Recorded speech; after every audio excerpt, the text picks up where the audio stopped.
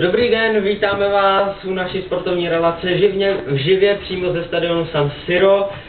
Dnešní utkání AC Milan a Bayernu Mnichov. A už tady máme dnešního hosta, hráče AC Milan Davida Sterze. Dobrý den. Dobrý večer. Dnešní utkání se vám velice vydařilo. Vy sám jste dal 2 góly, ale přitom jste prohráli 2-0. Jak je to možné, jak se vám to vydařilo? Tak samozřejmě dnešní zápas se mi velmi povedl. Patří to k tradičním skvělým výkonům na hřišti a diváci po mně házeli i suvenýry, třeba flašky od piva. To bylo opravdu velice milé. Rád bych jim za to poděkoval, takže děkuji. Děkujeme.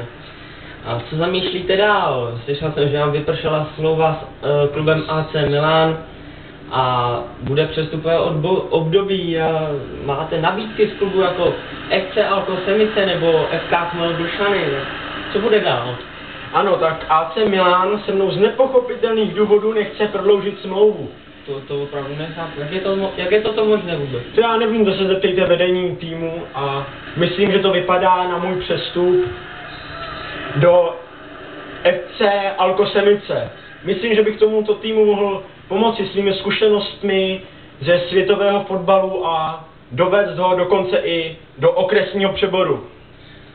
Děkujeme. A teď předáváme cenu za nejgeniálnějšího hráče roku.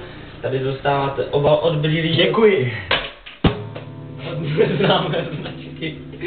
A teď se podívejme na opakované záběry.